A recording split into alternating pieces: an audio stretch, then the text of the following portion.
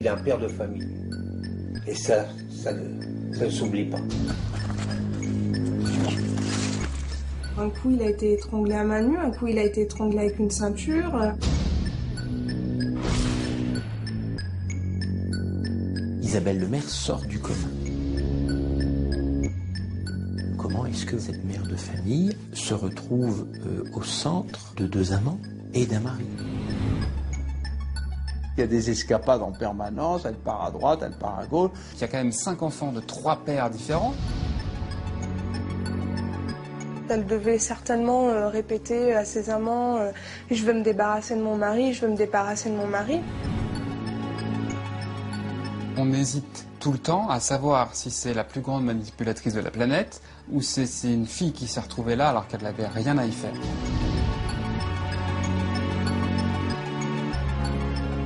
Qu'est-ce qui a été le plus dur à entendre sur vous pendant le procès? Qu'on dise que j'étais au courant de la mort de mon mari. Et ça, non. Jusqu'au bout, je tiendrai tête parce que c'est pas vrai. «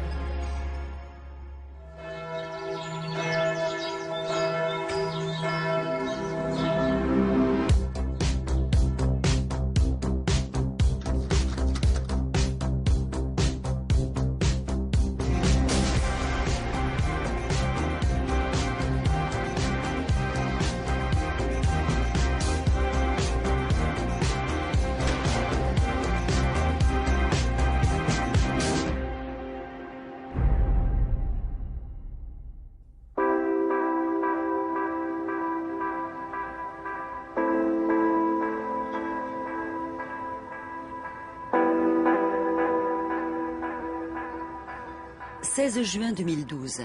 Demain s'ouvre à Beauvais un procès très attendu en Picardie. Celui de l'affaire Lemaire. Fin 2008, le meurtre de Jean-Luc Lemaire, un père de famille de 5 enfants, avait en effet créé un vif émoi dans la région.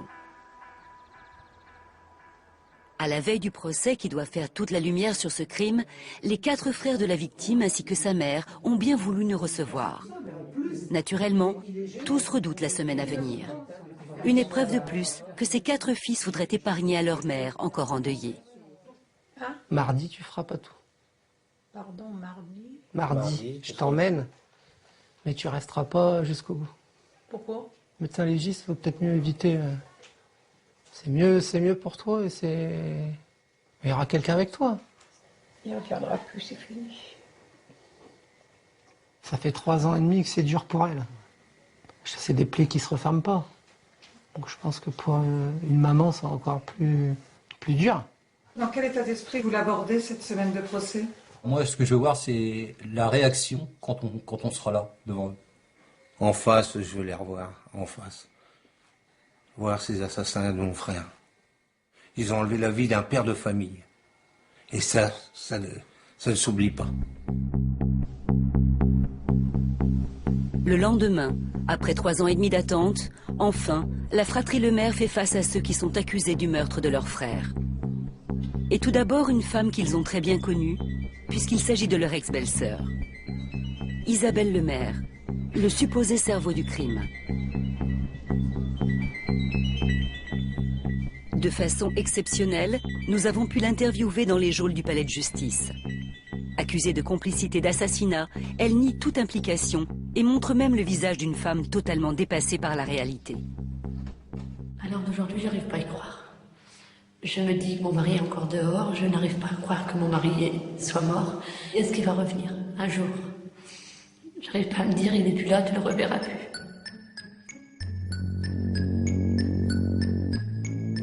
Aux côtés de l'énigmatique Isabelle Lemaire comparaissent 2 hommes. L'instruction a révélé qu'ils étaient ses amants. Le premier, Frédéric Ricot, est accusé d'avoir porté les coups meurtriers sur Jean-Luc Lemaire.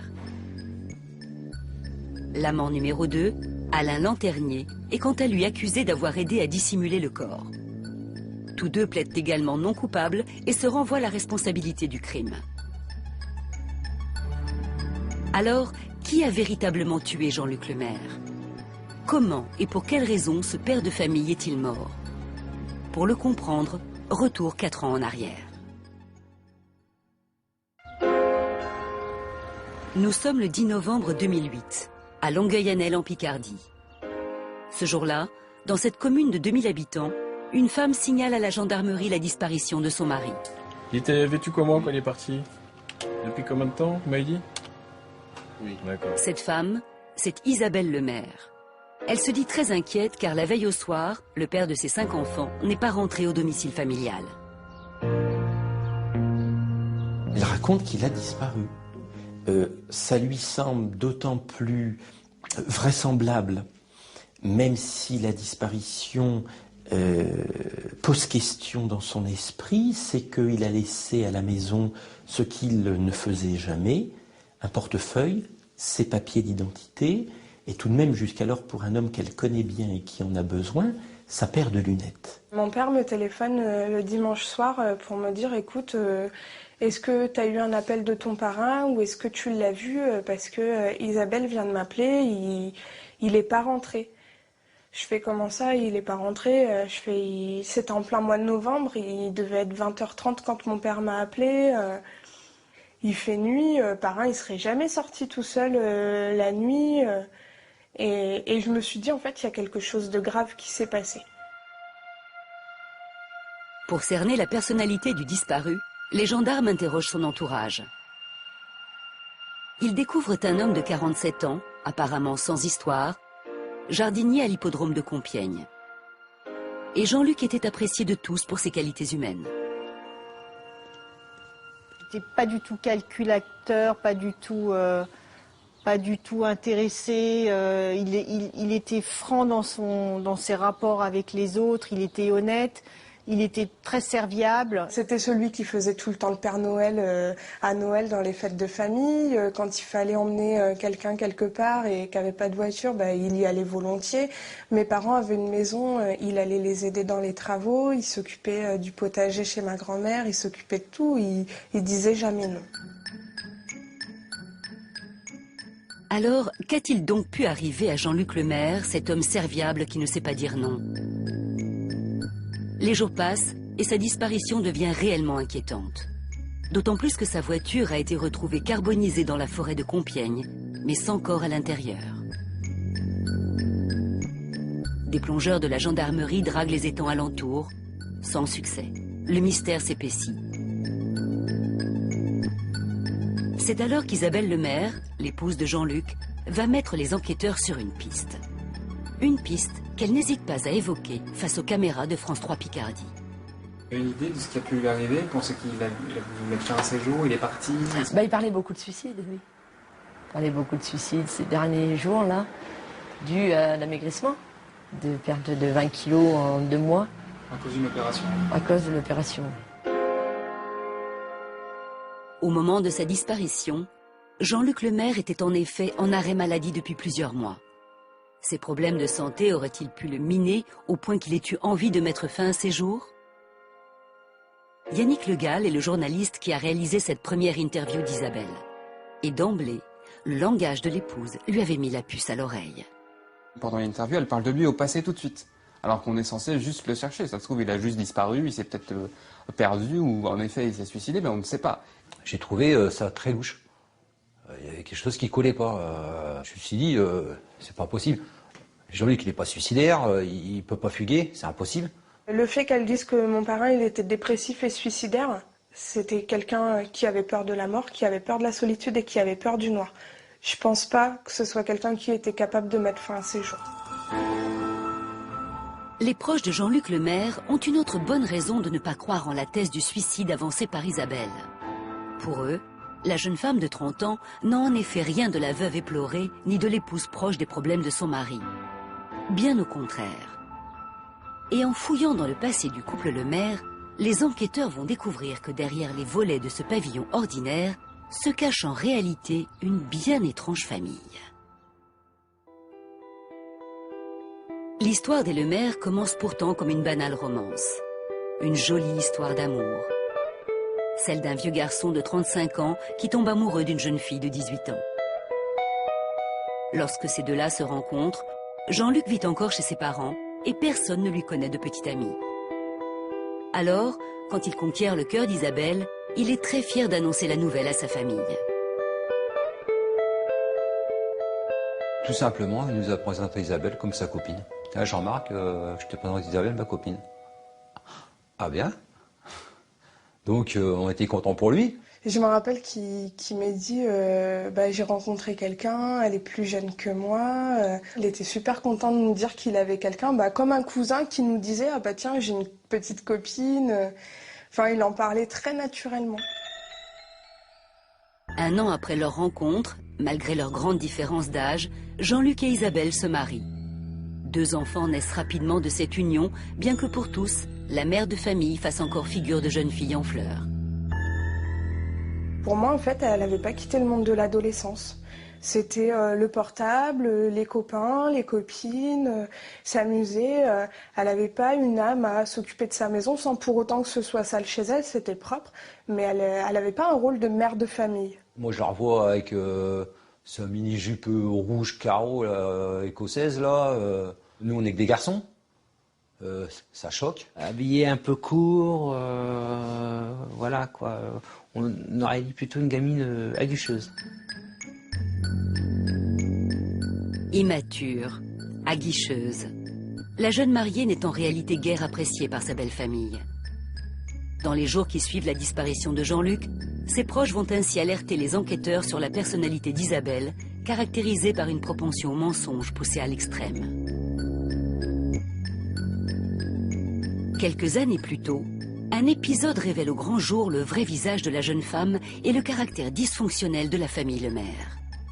On a dans cette famille blanche de peau un enfant qui, à un moment donné, est métisse.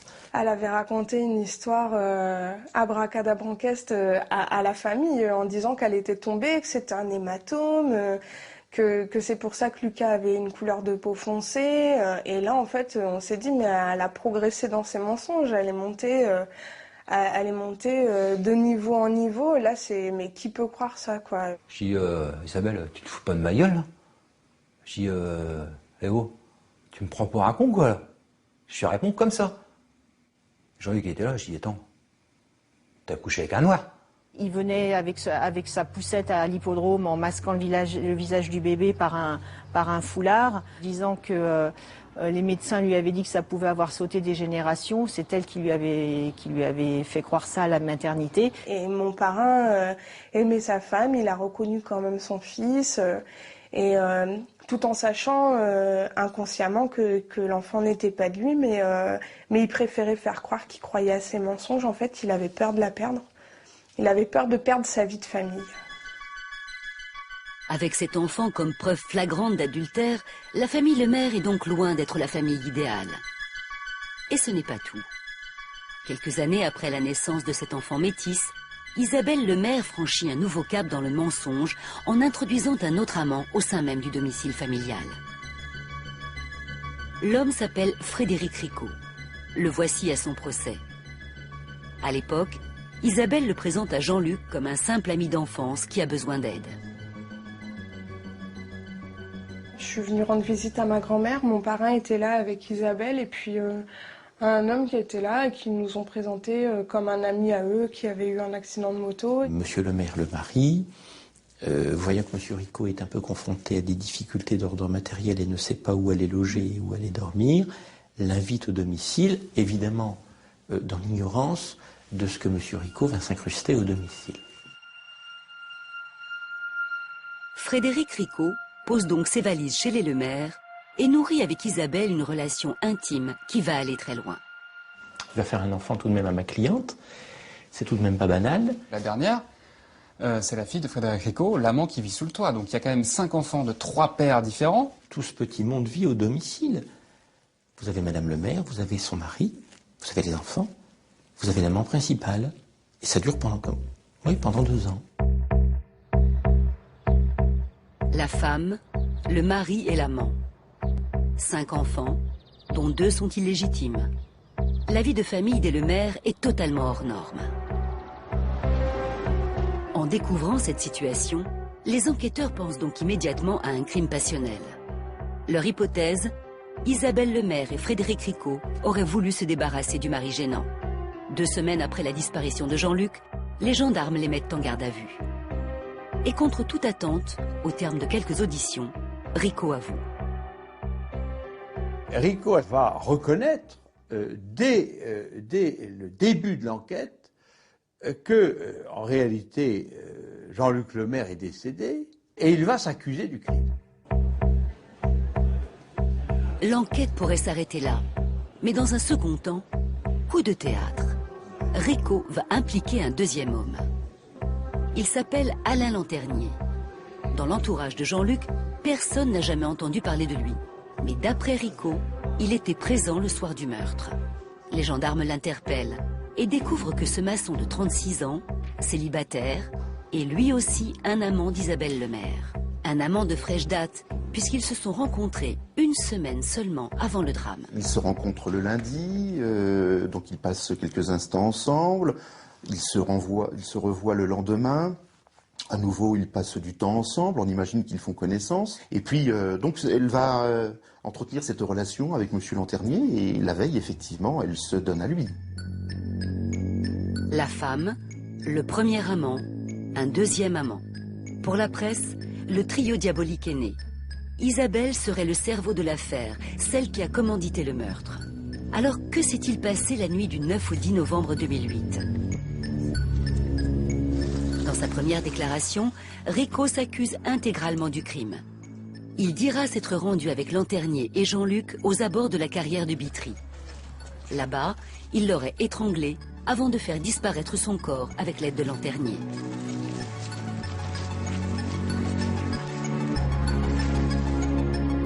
Sur la base de ces déclarations, d'importantes recherches sont entreprises par les gendarmes dans la carrière. Mais au bout de 15 jours, le cadavre reste introuvable. Jusqu'au vendredi 12 décembre 2008, dernier jour des recherches. Jean-Marc se souvient.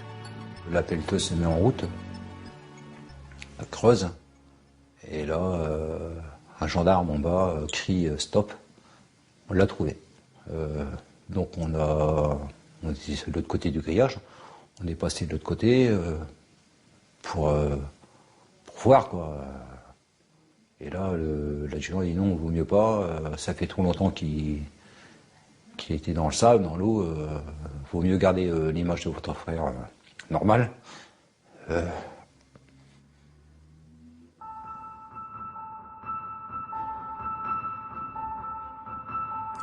La découverte du corps marque le début d'une instruction qui va durer 4 ans. 4 années pendant lesquelles les 3 suspects se renvoient sans cesse la balle. Rico revient finalement sur ses aveux pour accuser Lanternier.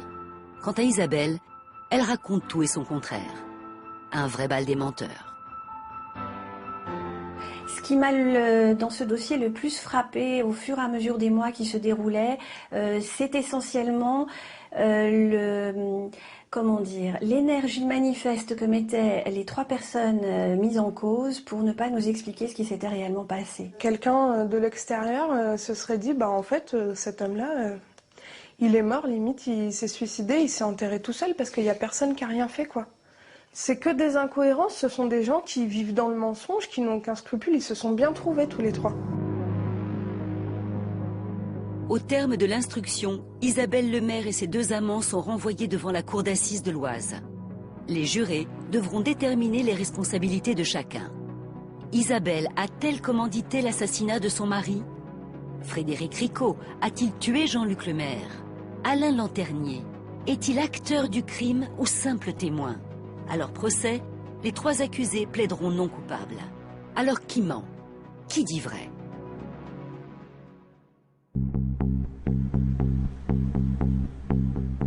Lorsque le procès s'ouvre enfin, en juin 2012, tous les regards se tournent d'abord vers Isabelle Lemaire, la femme aux 2 amants.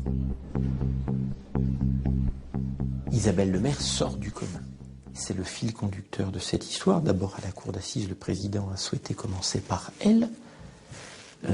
Comment est-ce qu'à un moment donné, cette mère de famille se retrouve au centre de 2 amants et d'un mari?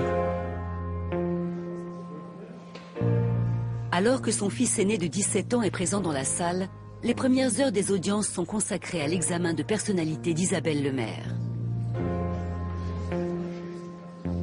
Les jurés découvrent alors qu'elle menait depuis des années une véritable double vie, multipliant les amants, tous rencontrés sur des chats de rencontres téléphoniques.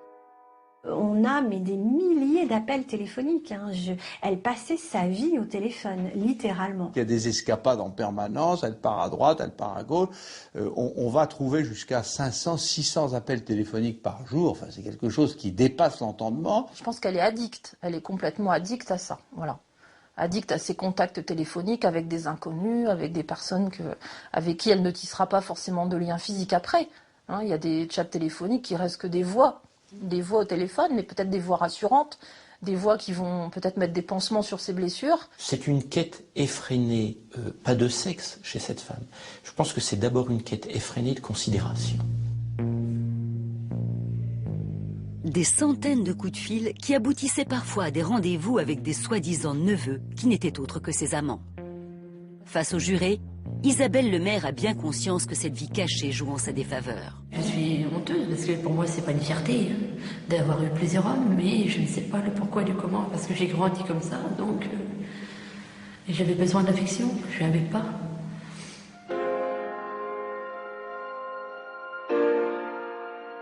Une femme infidèle en quête d'affection, mais pas pour autant une criminelle.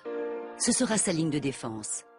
Bien qu'elle soit assise dans le box des accusés, lors des premières audiences, Isabelle Lemaire fait au contraire figure de victime. Victime d'une enfance digne d'un roman de Zola. Donc, mes parents étaient divorcés, j'avais l'âge de 2 ans et demi. Donc j'ai grandi pratiquement qu'avec ma mère et mes autres frères et sœurs. Et après, donc, ma mère a fait une rencontre d'un homme qui lui avait un fils, Jean-Claude, qui lui a abusé de moi. Et moi, je disais à ma mère, elle me disait, mais non, c'est pas possible, c'est pas vrai. Je lui disais, si, maman, c'est vrai. Et cette maman, elle fera 7 ans de prison, elle sera condamnée à 7 ans de prison pour non-dénonciation de crime. Donc, ce qui veut dire que finalement, Isabelle, on l'a bâillonnée étant petite, sa parole n'a pas de corps. Quand elle dit quelque chose, on lui met un bâillon et on lui dit, tais-toi, ma fille, tais-toi. Subis et tais-toi. À partir de là, qu'est-ce qu'elle fait? Elle cache des situations, elle cache des amants, elle cache des chats, et puis, bon an, mal an, ça se tient. La mère d'Isabelle, ici à l'image, est entendue lors du procès de l'affaire Lemaire et niera à nouveau le viol de sa fille. Mais l'inconscience de cette mère toxique ne s'arrête pas là. L'exposé devant la cour de ses abus passés permet de mieux comprendre le rapport aux hommes d'Isabelle Lemaire. Isabelle Lemaire, elle est transbahutée dans un véhicule lorsqu'elle est toute petite, à l'âge de 8 ans, dans un véhicule conduit par sa maman, qui va courir ses amants. Donc Isabelle raconte un certain nombre de scènes auxquelles elle assiste, ubuesques pour se construire. C'est-à-dire ? Parce qu'elle assiste à des échanges de nature sexuelle entre sa mère et ses amants, alors qu'elle est dans le véhicule. C'est vrai qu'elle reproduit ce qu'elle a connu, puisque sa mère lui a donné ce modèle de femme volage, enfin d'épouse volage, puisqu'elle était mariée, épouse volage qui n'hésite pas à emmener ses enfants avec elle.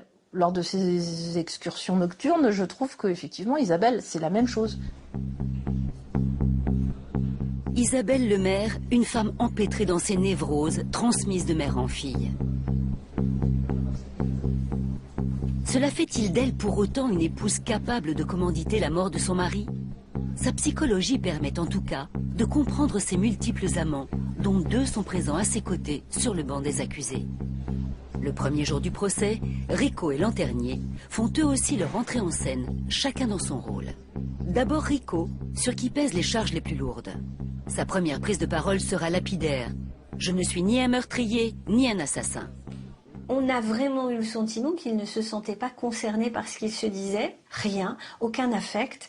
En revanche, une attitude très ironique, une attitude très méprisante, et j'allais dire par certains moments des regards extrêmement agressifs vis-à-vis de la famille de Monsieur le maire. Alors Rico, sincèrement, quand il se tient, quand on a l'impression qu'il se tient sur un bar à nous regarder et à rigoler quand il parle, sincèrement, c'est quand même inadmissible. Et Rico, il a un physique difficile, surtout des mimiques qui sont difficiles, un visage qui est assez fermé. C'est un client difficile à défendre. Difficile à défendre, Frédéric Rico. Alors, qui est vraiment cet homme au physique de coupable idéal? On saura finalement peu de choses sur lui. Enfant, après le divorce de ses parents, il a grandi en vase clos avec sa mère, sans véritable repère paternel. Ce fils unique, un petit peu ballotté de ci, de là, est un garçon qui reste, comme l'ont dit les psychologues, c'est quelqu'un qui reste, qui est très introverti, qui est relativement méfiant, qui n'a pas tellement confiance en lui. Un homme mal dans sa peau donc, qui cache son mal-être derrière un physique enrobé, ainsi qu'on peut le voir sur cette photo. À l'époque, Rico était éducateur pour enfants. Une expérience professionnelle qui, lors du procès, sera mise en avant par son avocat. Tous ceux qui l'ont accompagné dans son travail, pendant des années, diront que c'est un homme affable, charmant, très gentil avec les enfants, courageux, travailleur. On ne tarit pas d'éloges sur Frédéric Rico. Enfin, troisième et dernier protagoniste de l'affaire, Alain Lanternier se présente libre au tribunal où il comparaît pour non-dénonciation de crime et dissimulation de cadavres. Sa ligne de défense, il serait le dindon de la farce. Et tout semble indiquer qu'il en a le profil. Les expertises concernant Alain Lanternier nous révèlent un homme dont l'intelligence est à la limite de la débilité. Il a cet air de Bourvil, vous voyez, il a cet air, il a cet air un peu patelin, il est là, on se dit, putain, ce type, il n'a pas la lumière à tous les étages. On a trouvé notre François Pignon à la cour d'assises, enfin. Son avocat lui-même dit que c'est un couillon, quoi, que c'est un mec qui est bête.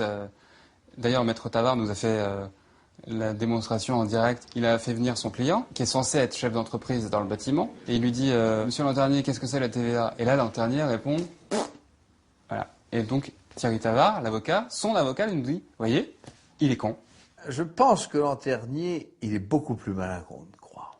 Et oui, et tout le monde tombe dans le panneau, Entre deux audiences, nous avons pu interviewer Alain Lanternier. Durant tout le procès, il sera soutenu par sa compagne, rencontrée seulement une semaine après la nuit du drame. Bien que les charges retenues contre lui soient moindres que celles des deux autres, l'homme apparaît fragile et apeuré. J'ai peur de la prison, j'ai peur des représailles, j'ai peur de tout. Et justement, j'ai fait plusieurs tentatives de suicide là-bas en prison, j'ai fait un arrêt cardiaque et tout ça. Et là, il n'y a pas si longtemps que ça, je suis retourné à l'hôpital parce que je me suis coupé les veines.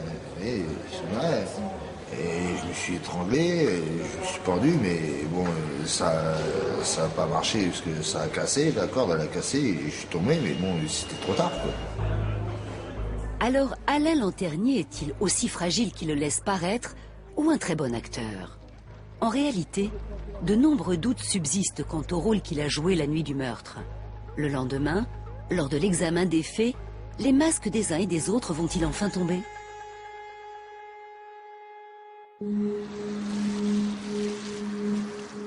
Retour le 9 novembre 2008, le jour du crime, à Longueuil-Annel, le village des Lemaire.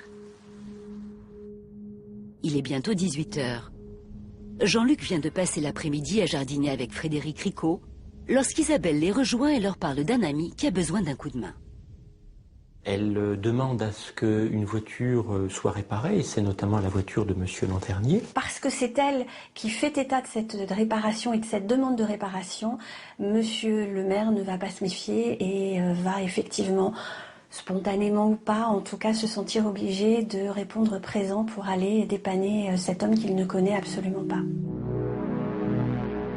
Y avait-il vraiment urgence à dépanner ce véhicule? Ou n'est-ce qu'un prétexte imaginé par Isabelle Lemaire et Frédéric Rico pour piéger Jean-Luc en se servant d'Alain Lanternier? Il est quand même très bizarre que subitement, un dimanche, en fin d'après-midi, alors que M. Lanternier nous a expliqué qu'il n'avait pas besoin de ce véhicule, que ça faisait de toute façon déjà 15 jours qu'il était en panne, qu'il en avait d'autres dont il pouvait se servir, et bien que subitement on décide ce soir-là, en pleine nuit, puisque le 9 novembre à 18h il fait nuit, de venir la réparer. Avec l'aide de Rico, Jean-Luc charge son véhicule d'une caisse à outils et d'une barre de remorquage. Puis, les deux hommes retrouvent Alain Lanternier sur un parking. Il dispose de sa voiture de fonction. Les deux véhicules prennent alors la route du domicile de l'ex-femme de Lanternier, où se trouve la voiture à dépanner. Mais en chemin, le convoi fait un détour et s'arrête à la carrière de Bitry.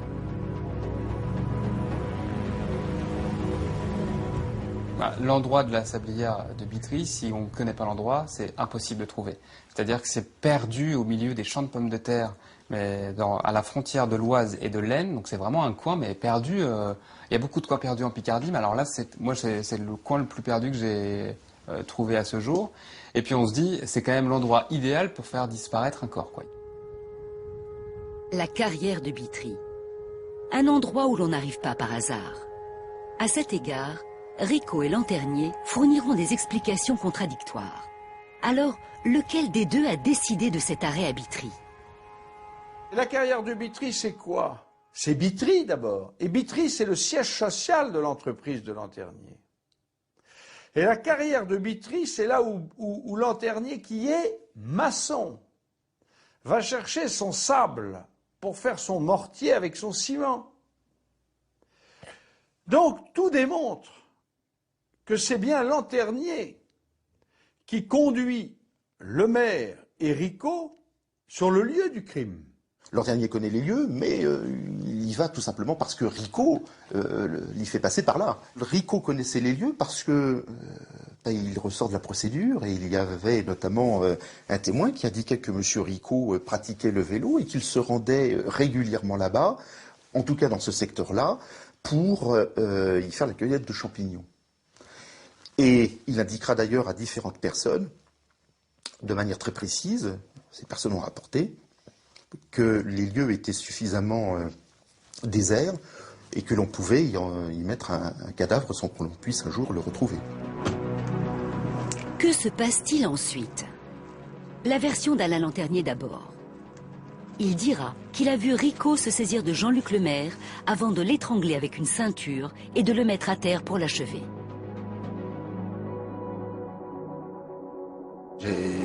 J'ai rien pu faire. Et à ce moment-là, je faisais 58 kilos, lui il faisait 130 kilos, et quand il m'a chopé, il m'a soulevé, il m'a balancé, et il avait tué M. le maire. Il vous a demandé de l'aider Il m'a demandé, mais j'ai refusé. Parce qu'en plus, je pouvais plus me barrer parce qu'il m'avait pris ma clé de voiture. Donc j'étais coincé dans ma voiture, je pouvais pas... dans le noir, comme je ne savais pas où il était, j'aurais pu partir à pied, mais où? On n'arrive pas à comprendre comment il ait pu rester, dit-il, tétanisé dans un véhicule. Il ne prend pas l'initiative de partir chercher de l'aide, alors qu'il connaît la configuration des lieux, qu'il connaît la carrière. Et s'il reste tétanisé, pourquoi est-ce qu'avec un téléphone portable, il n'appelle pas les secours? Pourquoi est-ce qu'il attend passif le retour d'un homme dont il a tout à craindre? C'est extraordinaire. Extraordinaire, la version d'Alain Lanternier. Et la suite des événements met encore plus en doute son témoignage. Après le meurtre, en effet, le corps est laissé derrière un talus et les deux hommes quittent la carrière. Rico avec le véhicule de Jean-Luc et Lanternier dans le sien. Au lieu de s'enfuir, pourquoi Alain Lanternier suit-il Rico dans la forêt de Compiègne où sera brûlé le véhicule de Jean-Luc Lemaire? Et comment expliquer que les deux hommes repartent ensuite tous les deux pour se rendre chez l'ex-épouse d'Alain Lanternier? Témoin clé, cette femme a été entendue durant l'instruction. Sa femme dira, Lanternier était pressé, il était content, il avait l'air heureux. Voilà quelqu'un qui dira n'avoir rien fait, avoir assisté passivement pendant 2h30 dans sa voiture à un meurtre ou pire à un assassinat, et qui va chercher des pelles en étant content et heureux. Mais pour Lanternier, il n'était aucunement question d'aller chercher des pelles chez son ex-femme. Et il n'aurait même pas vu Rico les charger dans le coffre. Après cette étape, les deux amants d'Isabelle retournent à la carrière de Bitry, où gît le corps qui reste à enterrer. Rico demandait à Lanternier de l'aider. Lanternier s'y est refusé. Mais ensuite, Lanternier, il a toujours été constant. Qu'est-ce qui s'est passé après, il ne le sait pas. Dans la nuit noire, Rico aurait donc transporté le corps sur 200 mètres sans aucune aide. Sur ce dernier point, la reconstitution a démontré que la déposition de Lanternier est hautement improbable. Il est matériellement impossible que Frédéric Ricot ait transporté le corps dans les conditions dans lesquelles ça s'est fait, seul, et qu'il ait creusé cette tombe seul, sans aide, dans le temps finalement relativement court dans lequel tous les faits se sont déroulés. Alors Alain Lanternier a-t-il aidé Ricot à dissimuler le cadavre? C'est la thèse du parquet, mais au procès, Lanternier ne lâchera rien.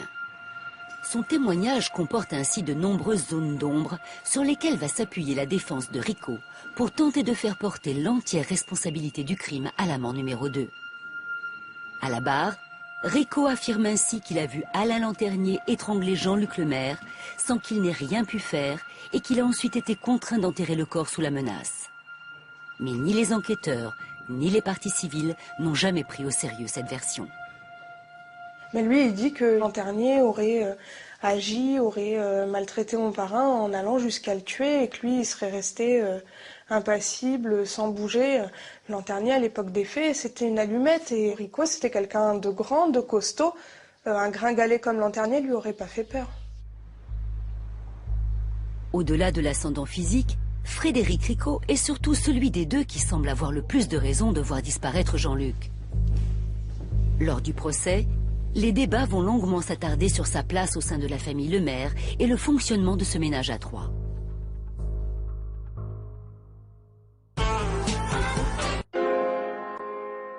Au moment des faits, Frédéric Ricot vit donc sous le toit des Lemaire depuis 2 ans. Il est l'amant d'Isabelle et même le père de son dernier enfant.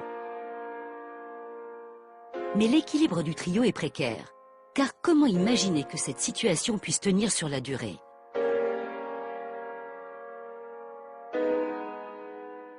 Monsieur Lemaire, si dans un premier temps, il va décrire Monsieur Ricot comme étant un ami d'enfance d'Isabelle Lemaire, étant sympathique, rendant des services, petit à petit, il va trouver donc sa présence pesante et il va même parler d'un intrus et de dire qu'il y avait un intrus chez lui. Il va parler de lui comme de quelqu'un dont il faut se méfier, de quelqu'un qui lui fait peur aussi. Ça transparaît dans ce qu'il peut dire notamment à ses collègues de travail, puisqu'il va même demander à ses collègues de travail de l'aider à mettre Monsieur Ricot dehors. Petit à petit, Jean-Luc a perdu sa place de chef de famille.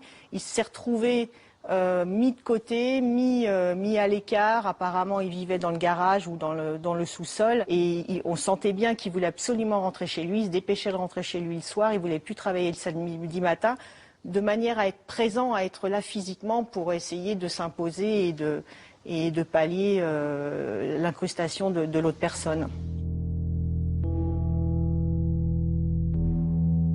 En réalité, Jean-Luc n'en peut plus, et il y a de quoi. Car il doit en outre subvenir aux besoins de tout ce petit monde, sa femme, ses 5 enfants et l'amant qui ne travaille pas. À peine versée, Isabelle ponctionne le salaire de son mari et lui ment sur la façon dont elle le dépense. Il débarque un jour dans mon bureau, affolé, parce qu'il venait d'avoir la propriétaire de sa maison, de la maison qu'il louait, qui l'informait que ça faisait 6 mois que le loyer n'était pas payé, alors que sa femme lui disait le contraire. Même si mon parrain gagnait bien sa vie, elle dépensait toujours plus que ce qu'elle avait. Je me rappelle qu'elle faisait beaucoup, par exemple, de commandes par correspondance pour des produits de beauté. Il fallait qu'elle dépense tout le temps, qu'elle ait de l'argent tout le temps. On ne sait pas exactement ce qu'elle faisait de tout cet argent parce que finalement, elle dépensait une énorme partie de la paye jusqu'à ne pas payer les loyers. Le mari cocu, la vache à lait, le pigeon spolié par sa propre femme. Dans la vie de Jean-Luc Lemaire vient finalement un point de rupture où l'homme, à bout, craque. Il tombe malade, perd du poids et est bientôt contraint de cesser de travailler. J'ai essayé de savoir ce qu'il avait. Quand on entendait parrain ou Isabelle, les médecins ne savaient pas. Et avec le recul, je pense qu'en fait, il s'était rendu malade de la vie qu'il subissait avec cet étranger à la maison, une bouche de plus à nourrir, des enfants à élever, une femme qui faisait un peu ce qu'elle voulait. Et ça se traduisait, c'était son corps qui appelait au secours parce que lui, il n'osait pas le faire. Jean-Luc malade, l'équilibre du trio est donc bousculé. De son côté, Corinne Soyer ne reçoit plus aucune nouvelle de son employé. Ses nombreuses lettres recommandées lui sont retournées. Elle menace alors de suspendre le versement de son salaire. Isabelle Lemaire en a déduit qu'il n'allait plus toucher de salaire et qu'il n'allait plus leur servir à rien puisqu'il n'allait plus avoir de revenus. Et moi, j'avais plus l'impression que c'est plus le fait de savoir qu'il était au domicile, tout le temps présent, voyant tout ce qui se passait, peut-être le supportant de moins en moins du fait de sa présence permanente, plus le fait de ne plus servir à rien financièrement qui avait emporté la décision de le supprimer. Devenu encombrant et inutile, Jean-Luc Lemaire était-il l'homme de trop? Isabelle Lemaire et Frédéric Ricot ont-ils voulu se débarrasser de lui? Ont-ils prémédité son assassinat? Au-delà du caractère passionnel de l'affaire, se peut-il donc que l'argent soit le réel mobile de ce crime? Au procès, Corinne Soyer va faire part d'un élément qui retiendra toute l'attention de la Cour. Au titre d'employé de l'hippodrome, Jean-Luc Lemaire bénéficiait d'une assurance vie exceptionnelle puisqu'elle fonctionnait en cas de suicide. Ils avaient parfaitement connaissance de l'existence de l'assurance vie, d'abord parce qu'ils le disent, parce que Madame Lemaire, alors même qu'elle vient déclarer la disparition de son mari, quasiment en haut de la 2e page de son audition, elle parle de cette assurance vie. Monsieur Ricot a pu à plusieurs reprises devant le juge d'instruction expliquer qu'il avait vu ces documents d'assurance vie. Lorsque l'on fait une perquisition, la première chose qu'on trouve dans la salle à manger, bien en évidence, ce sont les documents relatifs à l'assurance vie. Le problème, c'est que ça, encore une fois, c'est une très belle construction intellectuelle. Je n'ai pas de certitude sur le fait qu'Isabelle Lemaire ait su véritablement qu'il y ait eu de l'argent à la clé. Et je n'ai pas non plus de certitude sur le fait qu'elle ait véritablement connaissance de, juridiquement parlant, comment tout ça, éventuellement, va se mettre en place. Le fait de ne pas avoir trouvé le cadavre qui avait été enfoui aurait absolument empêché pendant des années et des années que quiconque puisse toucher l'assurance vie. Puis l'assurance vie, pardon du peu, il n'y a pas besoin d'être grand clerc. Et si Ricot en avait eu connaissance, il se serait, je pense, comme un bel assassin renseigné. L'assurance vie, elle est d'abord principalement aux enfants. Nos dossiers sont peuplés de gens qui ne sont pas intelligents et c'est comme ça qu'ils se font prendre. Et c'est vrai que dans ce dossier, on voit les erreurs qui ont été faites, on voit que ce ne sont pas des criminels d'habitude, on voit qu'ils se sont essayés au crime uniquement pour servir leurs propres intérêts, mais que ce ne sont pas des criminels endurcis. Et c'est ça qui fait le plus mal parce que finalement, voilà, on se dit que cet homme-là, en plus, il est mort pour rien. Pourquoi en arriver là alors que de toute façon, heureusement, c'est vrai, le crime ne profite jamais. Le crime ne profite jamais. Isabelle Lemaire et Frédéric Ricot auraient-ils pu tuer pour une assurance vie qu'ils n'auraient de toute façon pas pu toucher? Ce crime était-il à ce point mal préparé? Appelés à la barre, 2 témoins cruciaux vont en tout cas accréditer la thèse de la préméditation. Tout d'abord, un ami d'enfance de Frédéric Ricot, un certain monsieur le prêtre. Le prêtre rapporte notamment ses propos tenus en sa présence par Isabelle et Ricot. Mon mari me fait chier. Il me prend la gueule. T'inquiète pas, il y en a plus pour longtemps. On va le flinguer, on a vu quelqu'un. Ce quelqu'un, c'est Julien Lemercier, un maître chien de Rouen qu'Isabelle a rencontré sur le chat. Isabelle Lemaire et Ricot lui auraient demandé par téléphone de les aider à tuer Jean-Luc. Monsieur Lemercier, il est arrivé à l'audience clairement sur la défensive. Cela étant, il a confirmé lui aussi qu'il avait entendu parler du projet d'assassiner Monsieur Lemaire. Et encore une fois, je ne vois pas quel était son intérêt de venir raconter ça si c'était faux. Lemercier dit ne pas avoir pris l'offre au sérieux.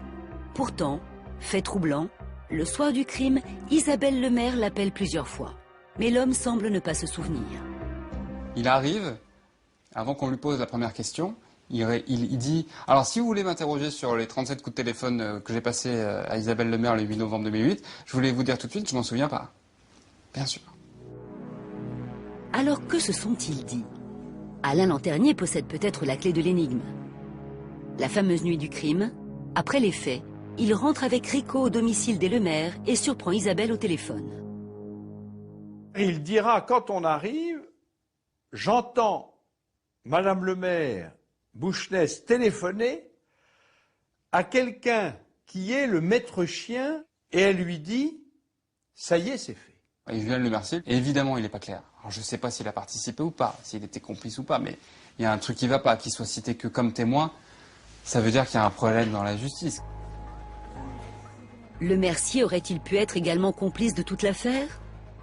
Le témoignage de cet homme peu disposé à collaborer jette en tout cas le trouble et au soir du 3e jour de procès, l'affaire semble encore plus complexe qu'au départ. L'avant-dernier jour du procès, c'est enfin au tour d'Isabelle Lemaire d'être appelée à la barre. Va-t-elle parler, elle qui est restée mutique durant tout le procès? Son témoignage va-t-il permettre d'avoir accès à la vérité? Comment va-t-elle répondre à l'accusation de complicité d'assassinat qui pèse sur elle? La salle est suspendue à ses lèvres. Vraiment, c'était comme si on suivait un film à suspense, quoi. Pour le coup, on est comme ça, on se dit, elle va y aller, elle va y aller, elle va y aller. Et non, elle y va pas, quoi. Et à un moment donné, j'ai crié, j'ai dit, Isabelle, je vous en supplie, par rapport aux enjeux, il faut que vous parliez. D'ailleurs, ses avocats, je crois que c'est Maître Robin, qui lui dit à un moment, mais lâchez-vous Isabelle, quoi, lâchez-vous. Oui, Isabelle, lâchez-vous. C'était spontané chez moi parce que je ne savais plus du tout comment ouvrir cet esprit, ce corps, ce cœur qui était complètement scellé. Dans les geôles, quelques heures avant que le verdict ne tombe, Isabelle Lemaire a bien voulu revenir sur ces 4 longues heures d'interrogatoire durant lesquelles elle est restée quasi mutique. J'ai écouté parce que on chargeait beaucoup. On chargeait sur des faits que je n'ai pas faits, sur des choses que je n'ai pas dit et qui restent très difficiles pour moi à l'heure d'aujourd'hui. Qu'est-ce qui a été dur à entendre sur vous? Qu'est-ce qui a été le plus dur? Qu'on dise que j'étais au courant de la mort de mon mari. Et ça, non. Jusqu'au bout, je tiendrai tête parce que c'est pas vrai. Moi, c'est cette fameuse panne de voiture. Il n'était pas parti pour être tué, il était parti pour une voiture. Donc cette fameuse voiture de M. Lanternier. Face au juré, Isabelle Lemaire s'en tiendra à cette version. Elle concédera juste que Rico lui avait avoué le soir même avoir tué son mari. Alors, si elle est innocente, pourquoi ne l'a-t-elle pas dénoncé dès le lendemain du meurtre? Si je n'ai pas parlé, c'était sous la menace de M. Rico. Je reconnais ne rien avoir dit à l'heure d'aujourd'hui. Mais si je ne l'ai pas fait, c'était pour protéger mes enfants. Parce que j'ai quand même eu des menaces de mort envers mes enfants, ainsi qu'envers moi par M. Rico.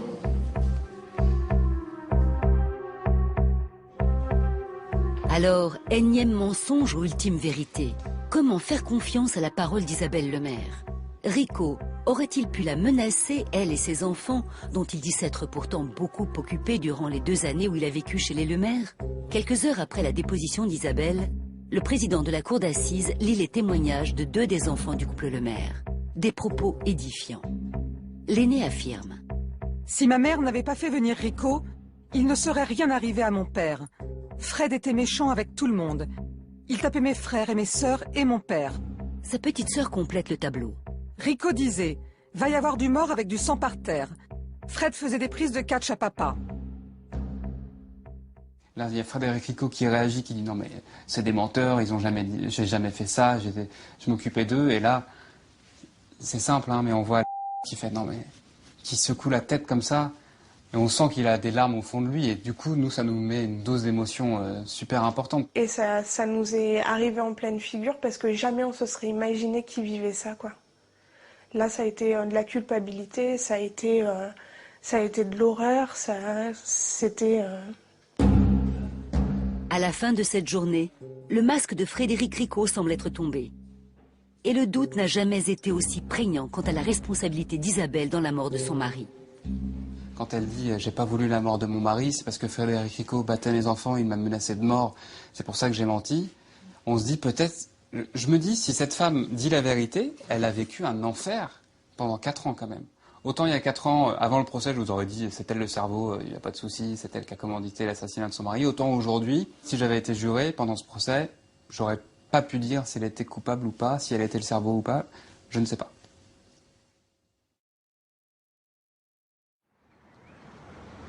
Vendredi matin, dernier jour du procès. Le verdict est attendu dans la soirée, les débats ne sont pas encore clos et tout le monde s'attend à une longue journée. Mais la cour tarde à faire son entrée et une rumeur s'empare alors de la salle. Alain Lanternier aurait fait un grave malaise dans la nuit. Là, il est hospitalisé, il n'est pas en état de bouger, de parler, de penser, de réfléchir. C'est une tentative de suicide? On ne sait pas. Mais apparemment, il a fait un malaise, il a décompensé. Il s'est retrouvé à l'HP là, quand il est attaché. Pour un mec qui prévient innocent, nous, on a des doutes, là, parce que sincèrement, là, il est en train de s'accuser tout seul, là, comme un grand, là. Qu'est-ce qu'il dit dans son délire à l'hôpital, là? Ah bah là, il ne dit rien, il est muet, puisqu'il est, il est inconscient. Il crie « J'ai menti ». Il crie sa vérité. La vérité. J'ai menti. Finalement, des experts jugeront Alain Lanternier incapable de comparaître devant ces juges dans les jours à venir. Le président de la cour d'assises décide alors de disjoindre le jugement, c'est-à-dire de juger Frédéric Ricot et Isabelle Lemaire en l'absence du troisième accusé. Un cas rarissime. Alain Lanternier comparaîtra plus tard, seul, devant une cour correctionnelle. Donc là, on se dit, bon, bah, disjonction. Donc Alain Lanternier s'en sort très bien, encore une fois, parce que il s'en est déjà très bien sorti pendant les 4 ans d'enquête, parce qu'il a fait qu'1 an et demi de détention provisoire. Il était libéré, passé sous contrôle judiciaire. Il comparait que pour recel de cadavre et non dénonciation de crime, mais pas pour complicité d'assassinat. On sent qu'il a une bonne étoile, Alain Lanternier. Hein. Pour l'avocat de Frédéric Ricot, maître de la rue, c'est toute sa défense qui tombe à l'eau. J'allais sans doute, à travers des questions précises, faire basculer le procès. Lanternier acculé, je pensais que je pouvais le faire avouer. Et quand j'apprends que Lanternier, par un dernier tour de passe-passe, m'a échappé, nous a échappé, je me dis, s'il sort du procès, c'est fini.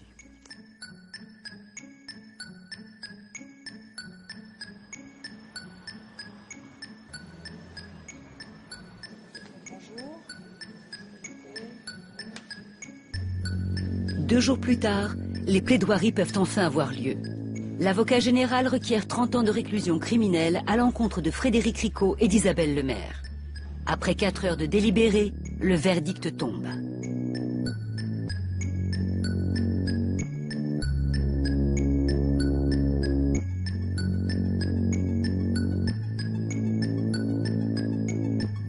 Frédéric Ricot est reconnu coupable d'assassinat. Il est condamné à 18 ans de réclusion criminelle. Isabelle Lemaire est reconnue coupable de complicité d'assassinat. Elle est condamnée à 12 ans de prison.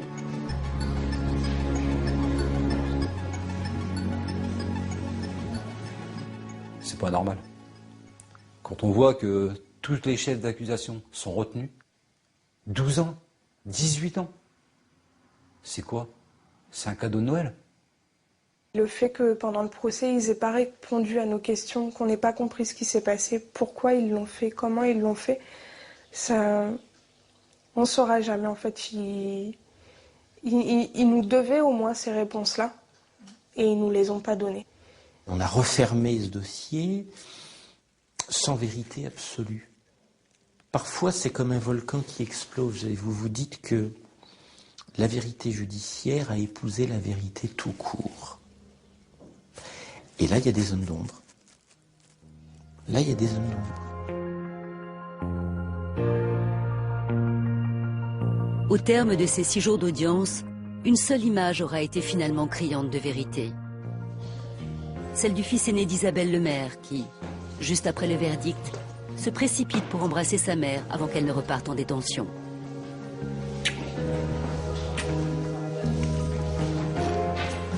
Avec ses frères et sœurs, il doit à présent se construire malgré un père assassiné et une mère reconnue complice de ce crime.